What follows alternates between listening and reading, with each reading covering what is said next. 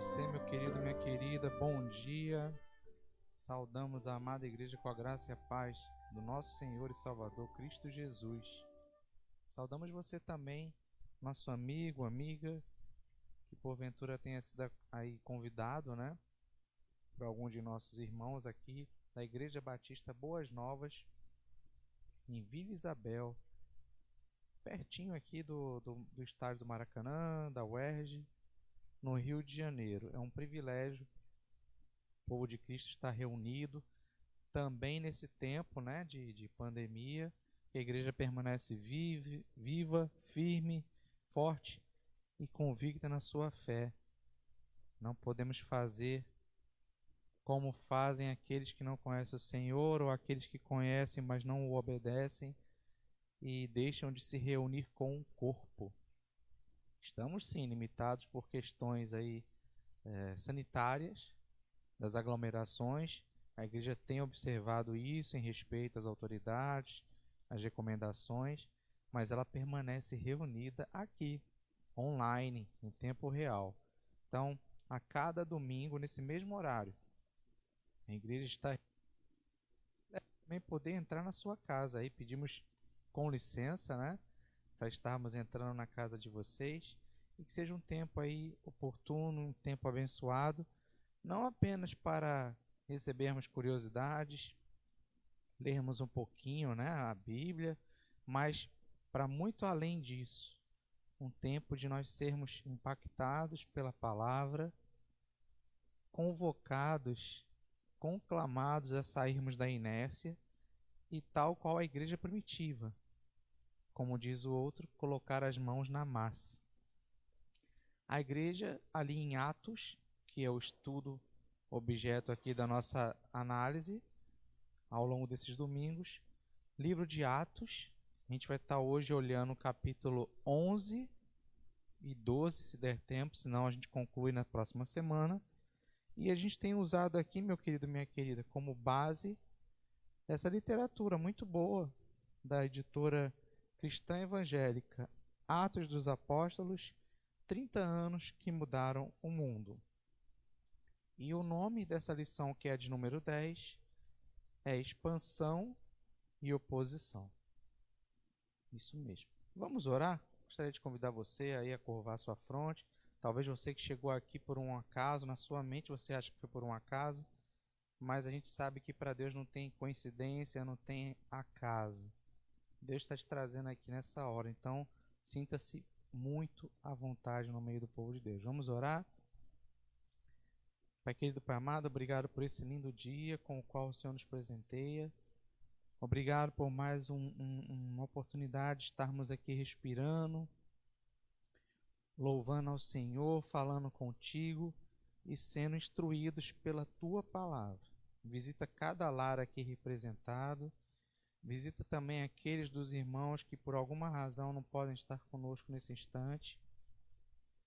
Visita os nossos irmãos da fé em Cristo Jesus, que sejam de outras denominações. Somos todo o povo de Cristo Jesus reunido no nome dele. E visita em especial, Pai, aqueles que estão tendo o primeiro contato ou ainda um contato preliminar, convidado por algum amigo que é irmão em Cristo Jesus. Que o Senhor visite a sua mente, o seu coração, sua casa, sua família. E desde já, leve cativa a sua mente, seu coração, assim como de todos nós, possamos estar aqui concentrados na palavra do Senhor. Queremos ouvir a sua voz, que seja a sua voz a nos impactar e a nos falar. Tira de nós todo o preconceito, toda a barreira, tira de nós todo o obstáculo, Pai. Tira de nós todo o desejo particular da nossa carne que esteja aí nos governando a nossa mente. Que as ansiedades, que as preocupações, que as dúvidas sejam todas lançadas fora em nome de Jesus. Se nós oramos com o perdão dos nossos pecados, em nome de Jesus, amém. Amém e amém. Tudo bem, meu querido, minha querida. Então, como eu disse inicialmente, a gente parou no último domingo, na lição de número 9. Isso mesmo. A lição de número 9 foi Pedro, salvação para todos. Vimos que A salvação que estava em Pedro, que é a salvação para todos, a fé em Cristo Jesus como Senhor e Salvador. Vimos ali o trabalho do Senhor através daquele que nós reconhecemos como o apóstolo dos judeus, que é Pedro, e vimos também no capítulo anterior o trabalho do Senhor através daquele que se constituiria mais adiante no apóstolo dos gentios. Gentios, nós vamos nos lembrar que são as pessoas que são de fora de Jerusalém, os estrangeiros, que eram abraçados por essa fé e que abraçavam essa fé. Então, muito bem, hoje a gente chega nesse ponto de número 10, capítulo 10, para tratarmos da expansão e da oposição. Expansão de quem? Expansão da igreja. A igreja saiu de Jerusalém e começou a avançar até os confins da terra, começando por ali, como nós vimos, Samaria, Judéia, e agora indo para além dessas fronteiras. Muito bem, o objetivo nessa manhã é sermos capazes de entendermos que não há o que impeça o avanço do evangelho ou o crescimento da igreja. Não há o que impeça. Quando o Senhor está no negócio, não há quem o pare. Então essa é a primeira reflexão que a gente precisa tomar nota e aí anotar no nosso coração também, né? Não há quem ou quem impeça a expansão do reino de Deus. Se não há expansão, certamente é porque Deus não está governando ali. Quem sabe, se não é os desejos do homem que estão sobrepondo a direção do Senhor. Quem sabe não são decisões, medos, coisas do nosso íntimo que estão nos refreando de fazermos a vontade do Senhor. Então, a gente precisa entender que a gente é capaz, desde que a gente esteja debaixo da direção do Santo Espírito de Deus. Assim como em todo o livro de Atos, isso é observado. A igreja primitiva avançava, tinha alguns marcos, alguns traços marcantes em sua jornada. Nós vimos aqui até o momento a oração, a fé inabalável, a perseverança, dentre outras. Mas eu destacaria aqui essas três. E os atos eram do Espírito Santo através dos apóstolos e dos discípulos. Embora o nome registre Atos dos Apóstolos, até porque ficaria, imagina, só uma página para descrever esse nome todo. Eles sabiam, e nós sabemos, lendo nas Escrituras, conforme o Senhor Jesus havia prometido, que os atos são do Consolador, do Auxiliador, do Espírito Santo, que Ele nos deixou. E ali cumprindo o que estava prometido nas profecias lá no Antigo Testamento. Então você precisa entender que você é capaz, eu sou, nós somos, debaixo da direção do Santo Espírito de Deus, de avançarmos. Não há nada que nos impedirá se nós obedecermos. Precisamos desejar essa expansão do Evangelho e esse fortalecimento da Igreja de Cristo Jesus. Tem que estar na nossa vontade, na nossa gana, na nossa energia, nossa energia vital. A gente tem vida quando o Espírito habita na gente. Se a gente não está tendo essa gana, essa pegada, essa vontade, tem algo errado aí. Será que não temos dedicado tanto tempo, ou a maior parte dele, se não a íntegra do tempo, para outras aspirações pessoais, para outros desejos pessoais? Isso sim pode impedir, isso sim pode refrear o avanço. Por fim, a gente tem que entender que é capaz de se manter firme no propósito de participar ativamente no crescimento da igreja. Sim, é possível. Tanta gente reclama, eu sou falho, eu sou pecador, sou assim mesmo, usando até a Bíblia, né? Como justificativa, porque a Bíblia diz que todos somos pecadores, destituídos fomos da glória de Deus. Somos frágeis, limitados. Verdade, tudo isso é verdade. Mas Deus que habita em nós não é limitado. Nossa decisão tem que ser ouvir, obedecer e permanecer. Permanecer faz parte da escolha, da decisão. É muito mais fácil a gente abrir mão, desistir. Mas ser campeão não é chegar no final tendo conquistado X prêmios. Ser campeão é você chegar até o final cumprindo tudo aquilo que lhe foi proposto. Pense nisso. Então, são os alvos, esses são os alvos, melhor dizendo, desta manhã.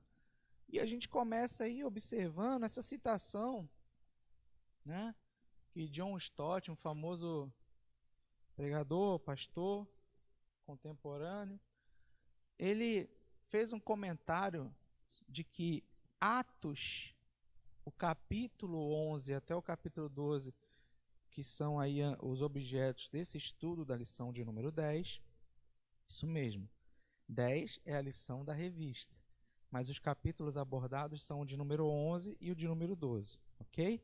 Então esse trecho aí que vai do 11 e 19, que sucede, como vimos no último domingo, aquele ponto onde Pedro, voltando para Jerusalém, foi confrontado pelos seus irmãos judeus.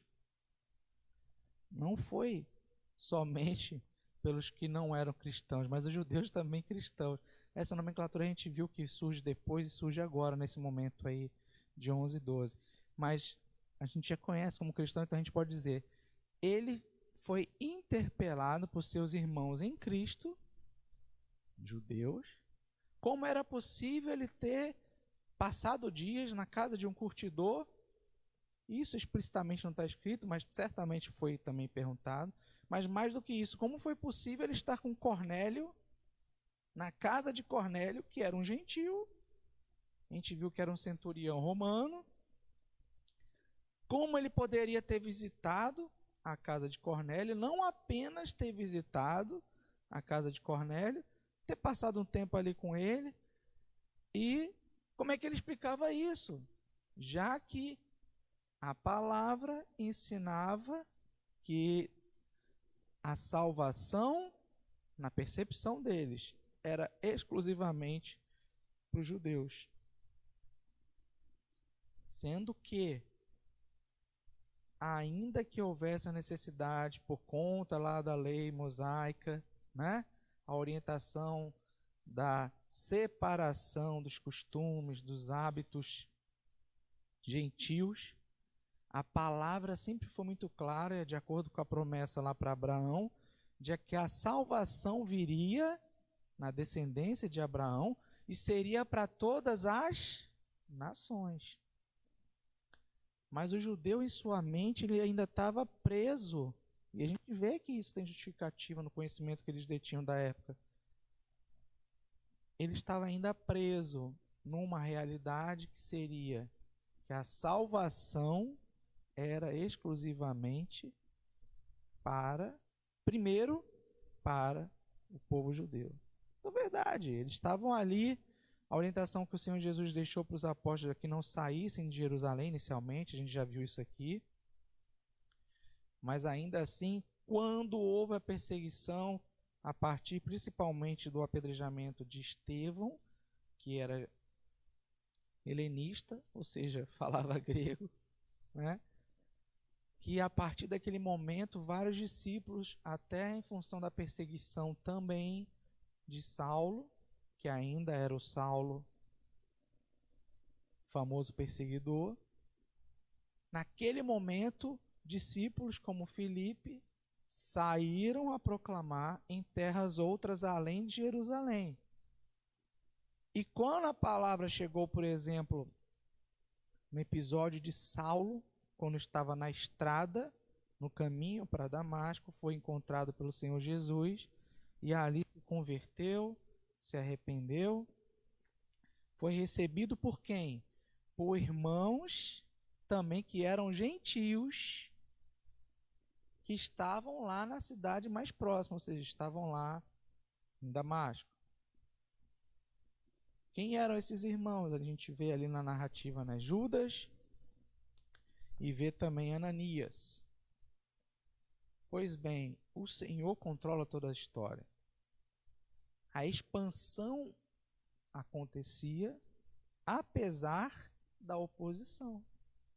Oposição essa que foi muito além da oposição humana. Nós sabemos que Satanás estava por trás daquela oposição. Mas Deus sabia disso muito antes. Então não se trata, como alguns possam romancear e imaginar, que existe um duelo entre Deus e o diabo, uma espécie de um jogo de damas ou xadrez, onde Deus fica reagindo à maldade. Não. A palavra é muito clara em dizer que Cristo já venceu. Ok? Mas a percepção do tempo para nós humanos é diferente da percepção do tempo para o Senhor. Essas e outras coisas que fazem parte do mistério, quem sabe nos será revelada lá, quando estivermos nos braços do Pai. Mas por ora, é preciso entendermos que Deus não está reagindo. Não é um jogo. Deus faz uma jogada, opa, não deu certo, fui pego aqui, vou voltar e vou fazer outra jogada. Não. Deus é o Senhor da história. Ele controla tudo e a todos. Amém? Então, pois bem, nesse trecho aqui, resgatado esse cenário, Pedro, até o verso 18, havia feito a defesa do evangelho da salvação ser levado para os gentios. E mais do que isso, porque na mente deles, eles até entendiam isso, afinal de contas, eles eram discípulos de Jesus e ouviram do Mestre que a salvação era para todos. Mas eles tinham alguns freios, alguns preconceitos. Eles entendiam que a salvação primeiro tinha que ser estabelecida para Jerusalém como um todo, para depois avançar. Ou seja, eles queriam da moda deles, não na moda do Senhor. Então Pedro, que era um expoente ali, sabemos que ele era o líder, um dos líderes, mas o principal líder ali da igreja em Jerusalém, Deus trabalhou no seu coração também esse obstáculo, para que ele compreendesse que não há limite, mais uma vez volta essa frase, não há limite para o poder de Deus, para a vontade de Deus. Deus trabalhou em seu coração, mas também trabalhou no coração de Cornélio, nós vimos aqui. Cornélio era um centurião romano, numa tropa lá, não necessariamente composta só de romanos, mas gente da região também, provavelmente na tropa tinha também judeu, descendente de judeu. Ele, antes mesmo de agora se converter, ele já havia tido contato, de alguma maneira, com a palavra. Ele conhecia que existia e reconhecia o Deus de Israel. Ele, em reconhecendo o Deus de Israel, a palavra mostrou que ele orava, à sua maneira, mas orava. Que ele jejuava e que ele dava e ajudava aos necessitados lá na sua região. Vejam vocês como Deus trabalha e controla a história simultaneamente. Enquanto ele trabalhava no coração de Pedro, para Pedro entender que o Espírito também poderia vir para o gentio, ele trabalhava no coração de um homem também que era poderoso numa cidade, autoridade lá. Se ele desse um comando para matar, as pessoas matavam sem perguntar. Se desse comando de prender, obedeciam. O Senhor também trabalhou no coração desse homem, que ele deveria buscar esse Deus. E assim foi. Quando Deus está no negócio, as coisas vão se encaixando. A paz, a completude. Amém? Então, esse versículo do 19 em diante até o capítulo 12, versículo 24, é o nosso texto básico aqui desse estudo, ok? A gente vai observar que ocorre uma transição entre a conversão do primeiro gentio, por intermédio de Pedro, e a evangelização sistemática dos gentios. Ou seja, como eu tracei no cenário no início desta manhã, embora ainda dentro de Jerusalém já houvesse povos de outras regiões que lá em Pentecostes tiveram contato com o cristianismo, e essa é uma das razões porque quando Saulo chegou lá fora, quando Pedro chegou lá fora, quando Filipe chegou lá fora, eles encontraram pessoas que já criam em Cristo Jesus. Então, apesar de ainda não ter sido iniciado o processo sistematizado da expansão do reino de Deus, como o Senhor governa tudo e a todos, ele controla a história, já havia pessoas que conheciam a Deus, que haviam encontrado salvação. Okay? Só que agora seria algo como uma segunda, terceira etapa da igreja primitiva, do reino de Deus aqui nesta terra, a partir de Cristo Jesus e seu ministério. A partir da Palestina até os confins da terra, como um processo sistematizado, a gente observa aqui, desde esse instante. Ok?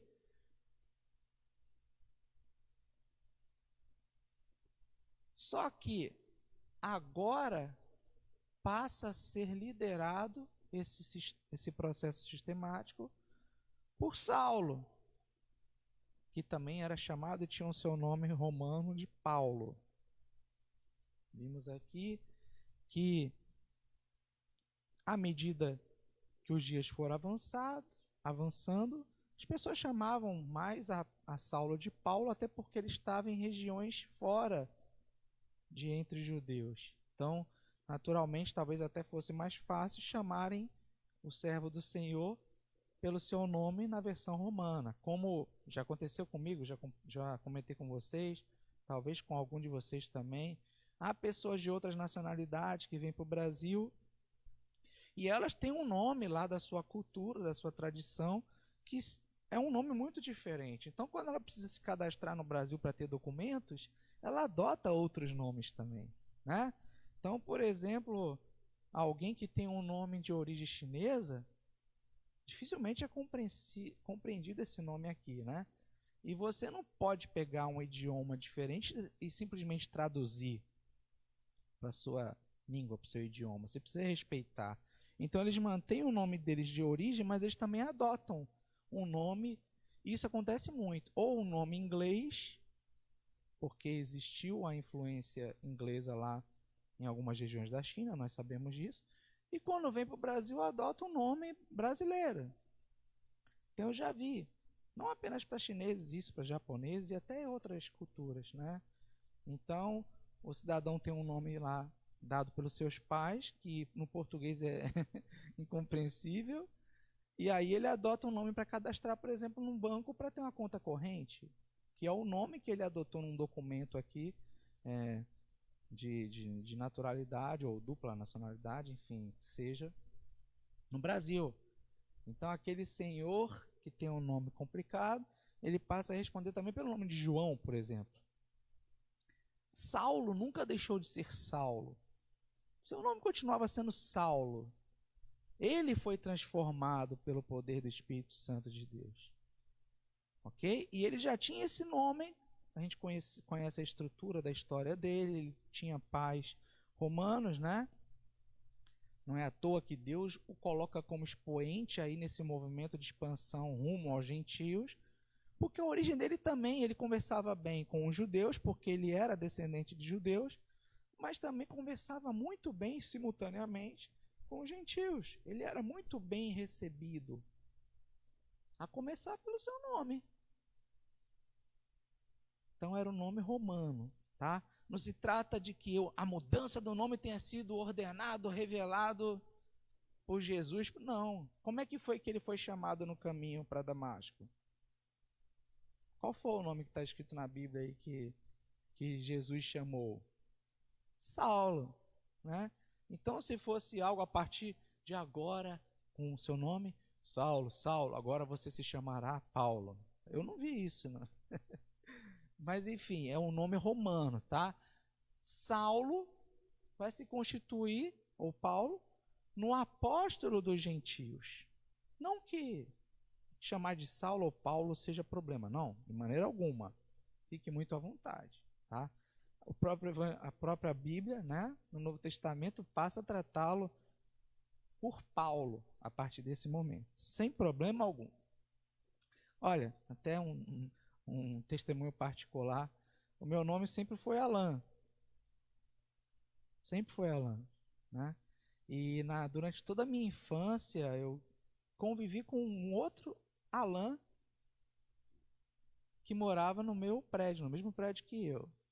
Quando eu fui morar em São Paulo, meu pai tinha sido transferido do trabalho, lá eu comecei a conhecer Alan. Mas esse negócio de Alan pegou quando lá nos anos 90, um programa de televisão, que era uma tremenda porcaria, um reality show que existe até hoje, teve lá um dos participantes que se chamava Alan. A partir dali só se fala Alan, até aqui no Brasil. E um monte de gente fica me chamando de Alan. Então, assim, você vê como é que a cultura interfere, né? Continuo sendo o mesmo Alan. Chega um momento que você tem que explicar tanto que é Alan, que é Alan, que é Alan, mas já está na mente das pessoas que é Alan, você não vai. Mas isso não faz a diferença, é esse o ponto, tá, que eu quero dizer. Mas eu continuo me apresentando Alan. Alan Luiz, muito prazer. Você que está me conhecendo agora. Então, a evangelização sistemática dos gentios vai ser principalmente através de Paulo. A gente tem um relato aí de que a igreja se desenvolve para o norte, na Antioquia, já já a gente vai ver o mapa. O pessoal do grupo da igreja no WhatsApp, eu já até encaminhei o mapinha de antecedência e outras oportunidades. Hoje eu mandei um mapinha que é da região onde Herodes Antipas, que significa Herodes, o rei Herodes, né? Ele era neto do Herodes o Grande, aquele terrível e sanguinário que mandou assassinar as criancinhas quando do nascimento de Jesus. Então, o Herodes Antipas, que é personagem de hoje, é neto daquele. E teve um poder ali, o tamanho da região que ele dominou está no mapa que eu mandei no grupo, mais adiante a gente vai observar. Mas um mapa que mostra a expansão do evangelho já foi compartilhado anteriormente. Nas suas Bíblias aí, é só vocês olharem ao final delas, uma boa parte das Bíblias tem esses mapas. Você pode estar conferindo tudo que eu estou falando, ou então dá um Google. Bota o nome da região, Palestina, na época de Jesus, e você clica lá sobre imagens que você vai ver os mapas. Ou clica do lado já digita, né? Mapas que vai aparecer. Então, avançou para o norte. Antioquia. A gente vai ler no texto. Está lá descrito do verso 19 ao verso de número 30. Antioquia passa a ser a base da igreja primitiva. Por quê? Que precisou acontecer aquele episódio com Pedro, o primeiro episódio do Espírito Santo sendo derramado lá entre os gentios? Porque Pedro era a autoridade que Jesus Cristo deixou. Não era que Pedro tivesse algo melhor ou superior aos seus irmãos, mas a fé que estava em Pedro, que pela narrativa da palavra chamou a atenção do Senhor, que os irmãos lembram lá no Evangelho, quando os discípulos voltavam das ruas de evangelizarem, levarem a palavra, e aí eles perguntavam, e Pedro foi um que perguntou: Senhor, quem o Senhor é? O Senhor é o Messias, etc. E tal, a gente já conhece essa palavra. Aliás, ele fala: o povo diz que talvez o Senhor seja o Messias. E aí Jesus pergunta a Pedro: mas quem você diz que eu sou? Que é a pergunta que você precisa responder hoje aí. Jesus está perguntando para você, não é só para mim também. Mas quem você diz que eu sou? Que o que os outros dizem não me interessa. E aí ele falou que era o Messias, o ungido, o Filho do Deus vivo. E aí Jesus responde na réplica, dizendo que quem revelou isso para Pedro? Foi o Espírito, foi Deus. E que sobre aquela fé que Pedro revelou ter, ou seja, a fé de que Jesus é o único e suficiente Senhor e Salvador, que Ele é o Messias, o ungido de Deus, sobre essa fé, a igreja de Jesus estava sendo estabelecida. Em Pentecostes, quem já liderava aquele grupo? Era Pedro. E o derramado Espírito foi sobre a sua igreja, sobre aqueles 120 reunidos no cenáculo. E dali, toda Jerusalém e outros povos já ali representados viram os 120 falando em línguas de outros povos. Ou seja, tinha gente de outros países ali que ouviam a mensagem em seu próprio idioma. Isso havia acontecido dentro de Jerusalém conforme a profecia. O derramar seria primeiro sobre o povo judeu, originalmente eleito. Então, olha como o Senhor vai ensinando. O Senhor é um grande pedagogo, dentre tantas outras características e qualidades. Ele vai por parte, porque ele sabe que a nossa mente é curta. Nosso entendimento é curto. Ele precisava mostrar para os seus filhos, ali os judeus, inclusive irmãos de Cristo Jesus em termos de nacionalidade, que de fato derramar foi primeiro para eles. Mas se o evangelho ia avançar, primeiro a autoridade que representava essa igreja precisava ir lá juntamente quando o Espírito fosse derramado entre os gentios.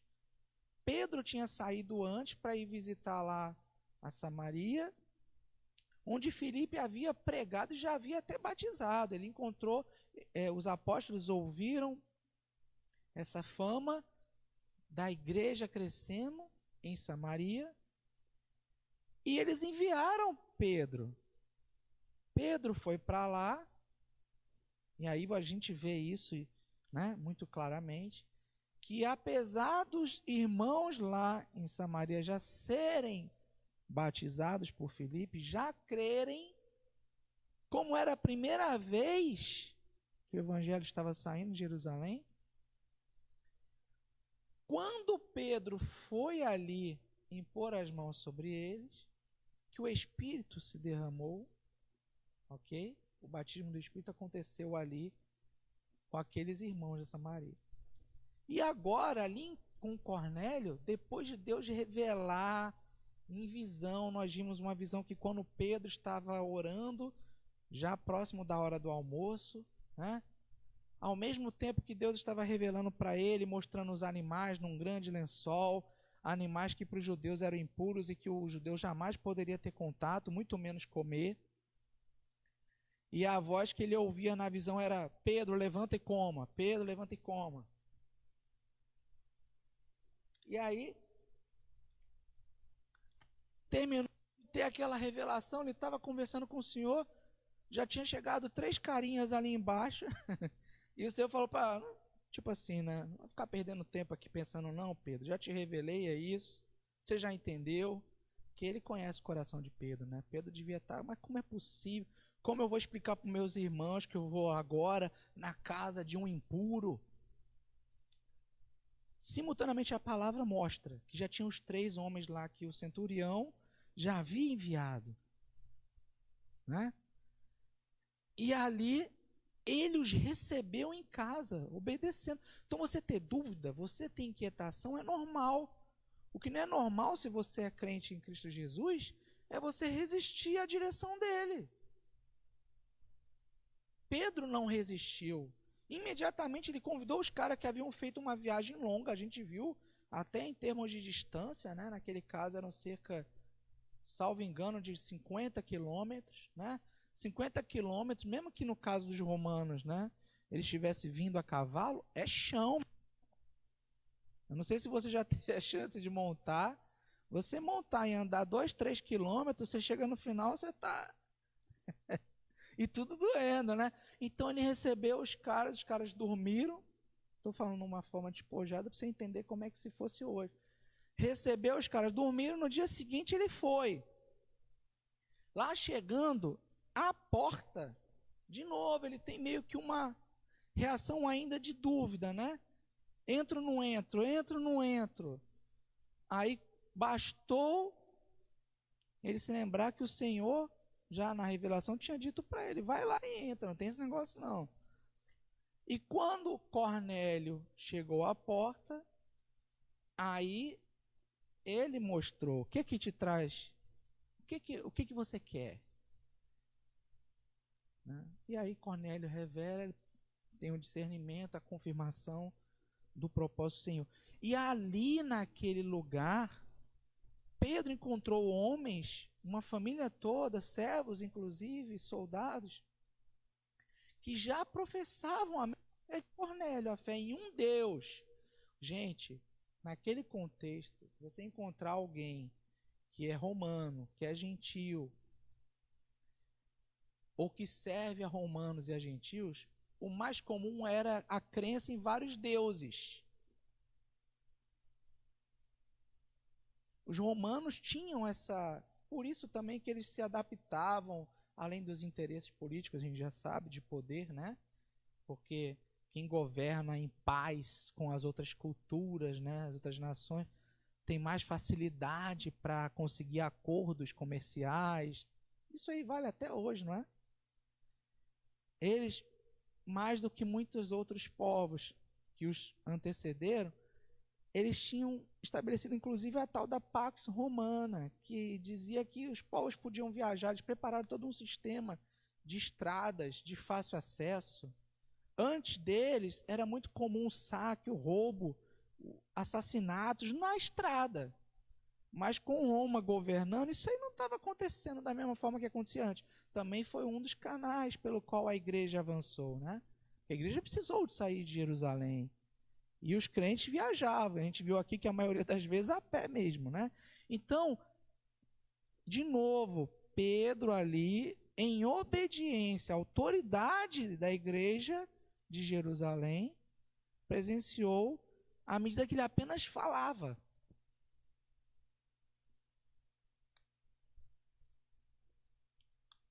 Quando ele começou a falar de quem era Jesus, o que tinha acontecido na Judéia, na Galileia, em Jerusalém, naqueles últimos dias, só ele começar a falar,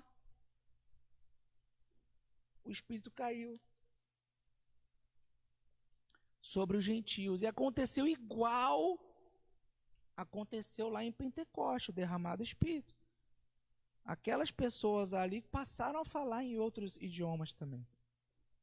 Então vejam vocês, a salvação, vírgula, como na lição anterior foi dito aqui, e essa é a verdade, conforme a palavra revela, é para todos. E a gente está vendo aqui agora esse avanço desse evangelho. E Antioquia, portanto, passa a ser a base da igreja primitiva.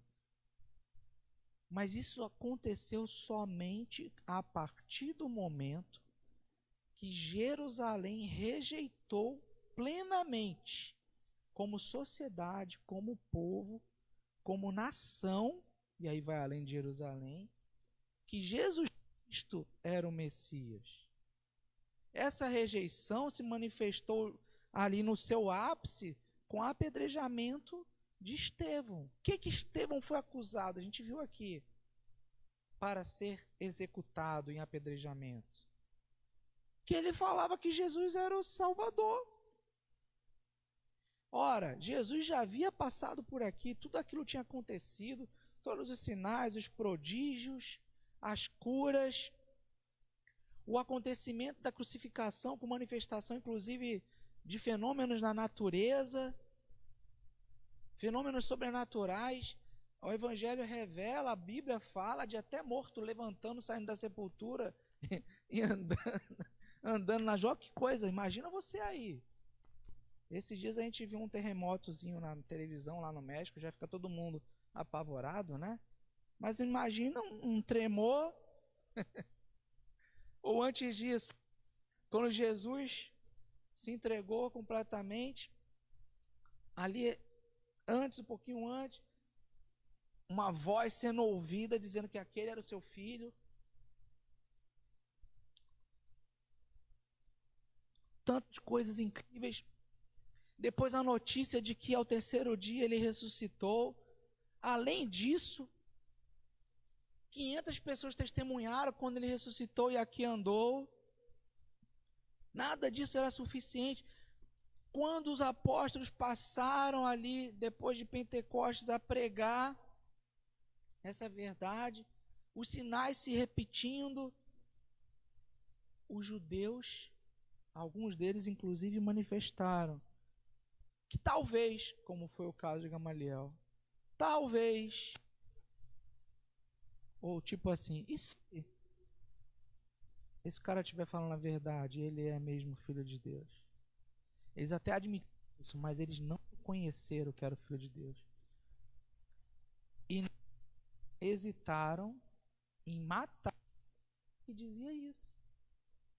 E observemos que Estevão era um dos 7 homens cheios de graça e do Espírito, que era de origem helenista e que tinha sido colocado para tomar conta da sinagoga dos livres, ou seja, daqueles de origem não de Jerusalém, que já existia judeus, conforme a partir da diáspora, quando o povo foi levado cativo, e foi levado cativo mais de uma vez, nós sabemos disso. Os judeus que nasciam fora, no cativeiro, não deixavam de ser judeus, mas eles não eram vistos como puros. Eles eram tratados, né, quando era que falava grego, como helenista, e no todo como gentios. Por isso o nome, né, não dos judeus que professavam a fé, porque esses sim eram conhecidos como seguidores do mesmo Deus de Jerusalém. Mas aqueles que não professavam sequer essa fé, por estarem fora de Jerusalém, viver fora, já diz que é gentil. Por isso que nós, antes de recebermos, e ainda hoje nós somos gentios desse aspecto geográfico, porque nós não nascemos ali naquele berço. Mas pela fé não somos mais gentios, amém? Nós fazemos parte do reino de Deus. Pois bem, esse é um fato. O Senhor controla toda a história. E Ele preparou, a partir daquele momento, uma plataforma de lançamento que empurrou os discípulos para fora de Jerusalém para levarem essa fé. E logo na sequência, aquele que já era também, de certa forma, por isso que eu entrei nesse ponto, Saulo, e tinha essa convivência boa com os gentios, ele seria o expoente. Então a gente sai, se desloca não apenas de Jerusalém para Antioquia como ponto geográfico, mas se desloca na relevância dessas viagens. Não é que Saulo seja mais importante do que Pedro. Todos os dois são, assim como os demais apóstolos o são. Mas nessa etapa do avanço do evangelho, quem vai puxar o comando é Saulo, inclusive sob as bênçãos de Pedro, ok?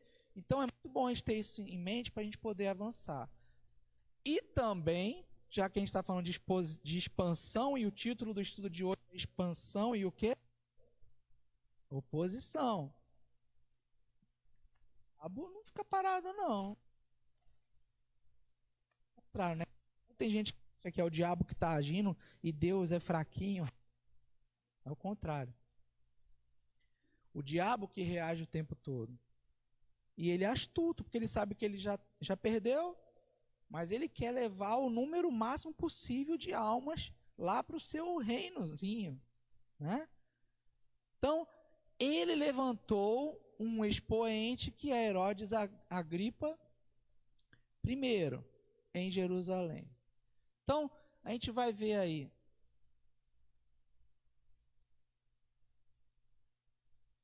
No capítulo 11, do verso 19 a 30, a missão entre os gregos, ali nos versos 19 ao verso 21. Vamos ler? Eu vou ler aqui. A propósito, eu já até mandei alguns blocos de textos aí para os irmãos estarem olhando por tema, que facilitem muito a nossa vida aqui. E eu espero que vocês também estejam estudando em casa, né?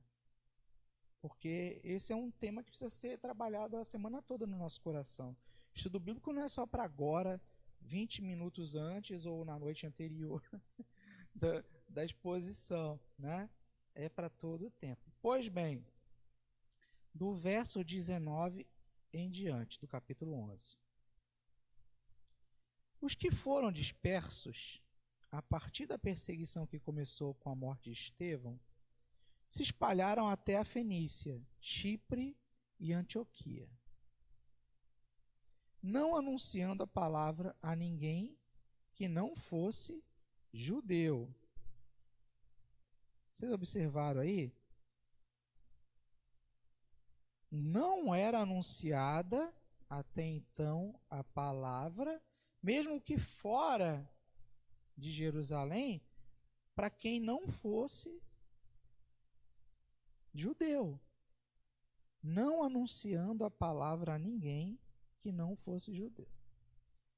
Alguns deles, porém, aí a gente percebe a diferença, estratégia sendo praticada.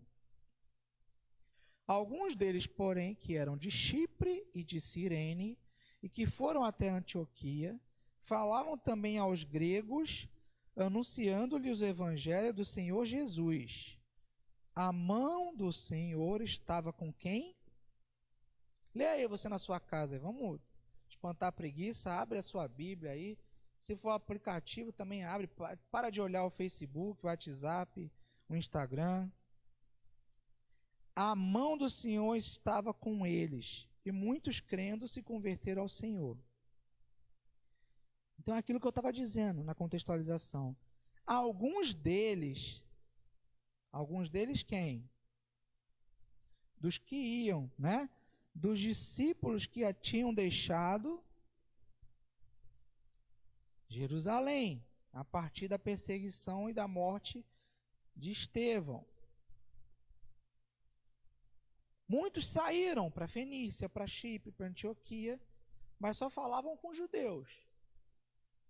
Porém, dentre eles, aqueles que eram de Chipre e de Cirene foram até Antioquia e falavam também aos gregos. Olha só que coisa interessante. Os caras que eram de origem helenista, que falavam, portanto, grego também, se preocuparam em levar o evangelho para os gregos, que não eram judeus. E o Senhor, a mão do Senhor estava com eles. É isso que está escrito na minha Bíblia. Então, hoje, será que tem grupos com os quais nós temos barreiras? Nós, a Igreja de Jesus, nós temos barreira de anunciar o Evangelho? Mas anunciar não é só falar. Começa por falar. Mas vai além. Cuidar, interagir, ouvir, conhecer, dialogar, tentar estabelecer pontes. Você pode anotar aí no seu caderninho se existem grupos na sociedade. Vamos começar aqui pelo Brasil para facilitar. Com quem a gente tem dificuldade como igreja em falar? Ou vocês acham que a dificuldade com os gregos era pequena? Com os romanos? Bota dificuldade nisso. Começa que os gregos tinham não sei quantas divindades. Em chegar e falar de que Jesus era o Messias, imagina o tamanho do preconceito que existia. Que isso? Vocês são muito retrógrados. Essa coisa de crer em um só Deus é uma coisa superada. Já deve ter ouvido alguma coisa parecida. Mas pensa aí, quais são os grupos de hoje que é difícil a gente evangelizar? Anote, depois ore ao Senhor para nos dar a estratégia. Bom, a mão do Senhor estava com eles e muitos crendo se converteram ao Senhor. Verso 22. A notícia a respeito deles chegou aos ouvidos da igreja que estava em Jerusalém e enviaram Barnabé até Antioquia. Vocês lembram do Barnabé? Além da musiquinha para quem é crente, né, conhece a musiquinha. A gente viu Barnabé no início de Atos fazendo o quê? Ele vendeu uma terra que ele tinha fora de Jerusalém, pegou os recursos e colocou aos pés lá dos apóstolos para ajudar os irmãos na fé. E é bom lembrar que naquele tempo, enquanto estava em Jerusalém, o evangelho e a expansão do reino se dava direcionada para os judeus, até o momento da rejeição expressa explicitamente com o apedrejamento de Estevão, até ali a igreja vivia dessa forma. Em Jerusalém não faltava provisão. E eles viviam sob a expectativa da volta de Cristo Jesus. Quando o Senhor liberou o evangelho para ir para os gentios, a igreja de Jerusalém, olha que coisa, né? A igreja de Jerusalém precisou ser ajudada, inclusive no sustento, por quem? Pela igreja dos gentios. A gente vê isso no capítulo aqui 12. Mas observem vocês. Então o modelo que muita gente imagina que tinha que ser repetido estritamente de, entre aspas, comunismo, e justificando que tinha comunismo na igreja primitiva, porque tudo era em comum. Observem vocês. Essa estratégia da comunidade vivendo e dividindo tudo foi inicial e se restringiu ali à igreja no início em Jerusalém. Não que o sentido da gente cuidar do próximo deixou de valer e de ser importante, sim. Mas com os gentios, e isso nos afeta, a orientação era um pouco diferente. A gente vai ler os textos. Já mandei os textos para os irmãos no WhatsApp. As igrejas levantarem conforme o desejo de Deus em seus corações, ofertas para ajudarem. Então, nos gentios, ninguém tinha que abrir mão do que tinha obrigatoriamente para direcionar tudo para o governo de alguém, quem quer que fosse. Cuidado. A César, o que é de César. A Jesus, o que é de Jesus. A Deus, o que é de Deus. Não vamos confundir. E tem muita gente pregando, ensinando, desvirtuando a palavra. Ok?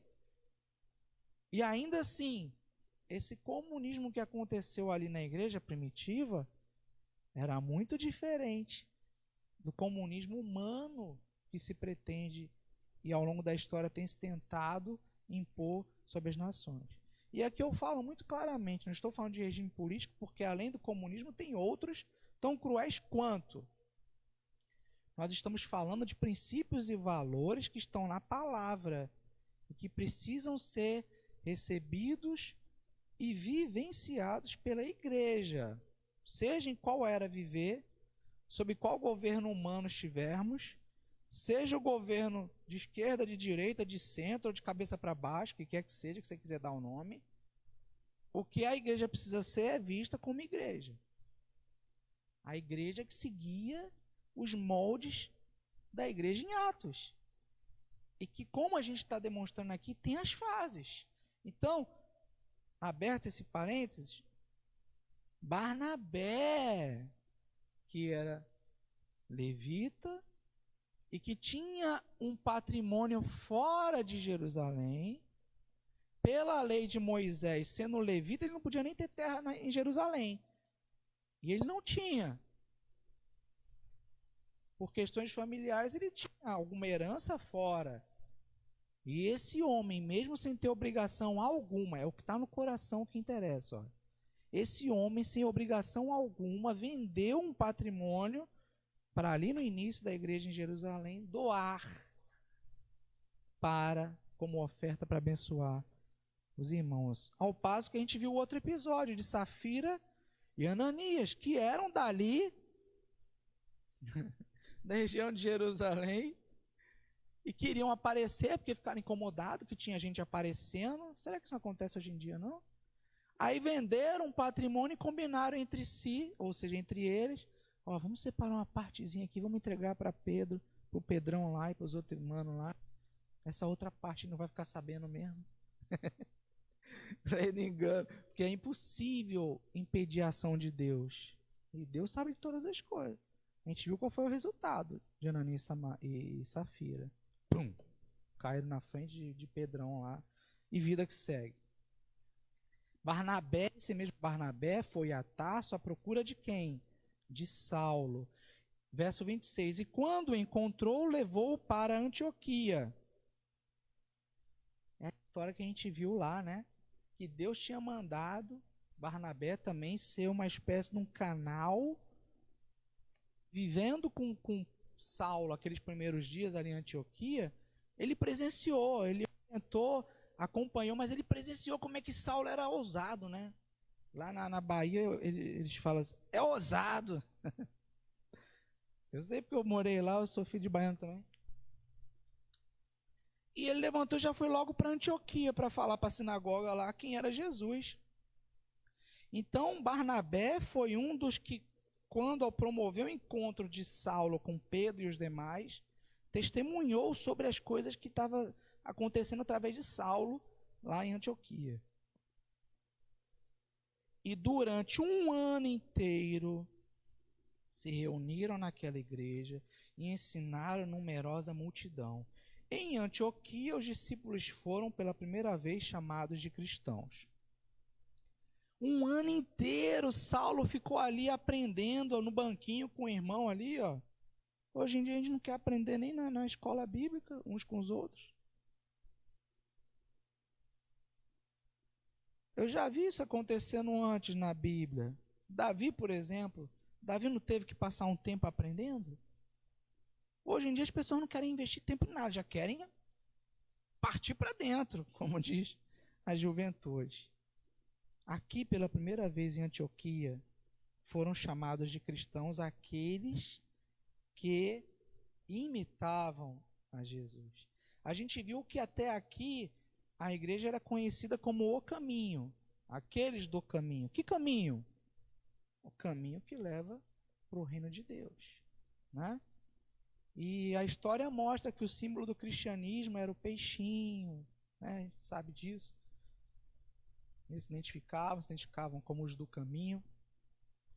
Mas desde que a humanidade vem aí oferecendo, e a sociedade, né, principalmente modernista, pós-modernista, mais recentemente, outros caminhos, muita gente tem abraçado outros caminhos e tem tentado trazer para dentro do cristianismo. Nesse tempo aqui, a gente precisou receber lá entre os gentios, e recebeu, e não foi de desprezo, não. Foi um nome que dava identidade. Porque dizer que era do caminho fora de Jerusalém não fazia muito sentido para aquele povo. Então, foram chamados de cristãos. Verso 27. Naqueles dias, alguns profetas foram de Jerusalém para Antioquia. Opa! Vou repetir aqui. Estou lembrando do tempo das fitas VHS, tá? Que fazia esse barulhinho. Tem a turma que nasceu que nunca nem viu isso, né? Naqueles dias, alguns profetas foram de Jerusalém para Antioquia. Olha aí. Agora vieram profetas de Jerusalém para Antioquia. Que profetas? Ué, mas não tem gente que diz aí que não existe profeta hoje, não pode existir? Os profetas foram só no Antigo Testamento. O último lá revelado também como profeta era Jesus? Sim, naquele padrão sim. Mas olha aqui que Deus continuava falando e levantou profetas de Jerusalém. Então Deus pode levantar profeta? Pode. Ué, ou a sua Bíblia está diferente da minha? Prossigamos. E apresentando-se um deles chamado Ágabo, nome bonito aí, ó, pode dar para algum filho no futuro aí, a juventude que está apaixonada. Ágabo dava a entender pelo Espírito. Espírito estava aqui na terra, na igreja, e está até hoje. que haveria uma grande fome em todo o mundo. Essa fome veio nos dias do imperador Cláudio. Ele veio profetizar que viria fome. Os discípulos, cada um conforme as suas posses, resolveram mandar uma ajuda aos irmãos que moravam na Judéia. E eles o fizeram enviando essa ajuda aos presbíteros por meio de Barnabé e Saulo. Quem que foi levar de Antioquia os mantimentos lá para Jerusalém? Foi Barnabé acompanhado de Saulo. Coisa tremenda, né? Os profetas já tinham dito que tinha a iminência, perspectiva da fome acontecer. Ela de fato veio. E aquela igreja de Jerusalém, que no início dividia e tinha, e sobejava, não faltava para ninguém na igreja, estava agora necessitada de ajuda exatamente daqueles a quem ou por quem no início existia um tremendo preconceito.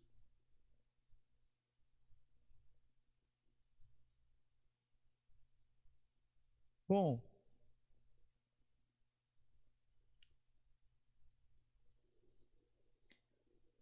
a gente vê lá em Atos, no início, capítulo 2, eu já estou concluindo por hoje.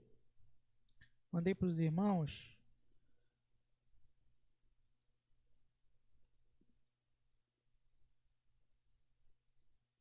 Deixa eu só achar. Atos capítulo 2, no verso 44 e 45, mostra aquela realidade da igreja primitiva em Jerusalém, no início, antes da rejeição definitiva pelo Evangelho. Dizia assim, ó, todos os que criam estavam juntos e tinham tudo em comum. Vendiam as suas propriedades e bens, distribuindo entre todos, à medida que alguém tinha necessidade. Essa era a igreja que crescia. Ok? A partir da expansão do reino para fora, a gente vê lá em Romanos capítulo 15, verso 26, porque a Macedônia e a Acaia resolveram levantar uma coleta em benefício dos pobres dentre os santos, que vivem em Jerusalém. Tinha pobre entre os santos que viviam em Jerusalém, na igreja de Jerusalém. Coríntios, 1 Coríntios 16, verso 1. Quanto à coleta para os santos, façam também vocês como ordenei às igrejas da Galácia. Foi para todas as igrejas que Saulo, Barnabé, né, os apóstolos dirigiram essa demanda, ou seja, a necessidade precisava ser satisfeita. E eles iam pedir ajuda de quem? De Roma? Não. A igreja, somos nós que ajudamos uns aos outros. Onde você está nessa parte? Será que eu só penso em receber? Melhor é dar do que receber. 1 Timóteo 5,8. Esse é o padrão para a igreja hoje. E a partir dali. Se alguém não tem cuidado dos seus, especialmente dos da própria casa, esse negou a fé e é pior do que o descrente. Pesado, mas é verdade. 2 Coríntios 9,7. Cada um, essa é a referência. Esse é o padrão. Cada um contribua segundo tiver proposto no coração, não com tristeza ou por necessidade, porque Deus ama quem dá com alegria. Então, amados, o padrão que ficou e permanece é esse. Não um padrão temporário de um povo lá em Jerusalém, enquanto a ordem do Senhor era permanecer em Jerusalém. O padrão é bíblico, e o padrão bíblico é esse. Ok? Então, para o crente judeu, evangelizar gentios significa superar grandes barreiras. Que tipo de pessoa em nossos dias tem gerado em nós o mesmo grau de dificuldade? Quem? Sei lá, as universidades? Os grupos das minorias? Pense nisso. Porque não há barreira para a expansão do reino de Deus, para a igreja de Cristo Jesus. Não há barreira para o crescimento da igreja. Se a gente não percebe um crescimento de qualidade, não estou falando de quantidade, mas de qualidade, que implica também discipulado, cuidar das pessoas, ajudá-las a ser transformadas pelo poder do Espírito que habita nelas. Se isso não está aí saltando a olhos nus na sociedade, quem que é responsável por isso? Eu, você, a igreja. Amém? Vamos orar então. Na próxima semana a gente conclui esse estudo da expansão e da oposição. A oposição, ela existe sim, mas ela só surte efeito em mim e você à medida que a gente não obedece ao Senhor. Que a gente dá espaço para essa oposição nos amarrar, nos sufocar e se deixarmos nos matar. Oremos. Pai querido, Pai amado, obrigado por esse dia, obrigado pelo privilégio de estudarmos a Tua Palavra.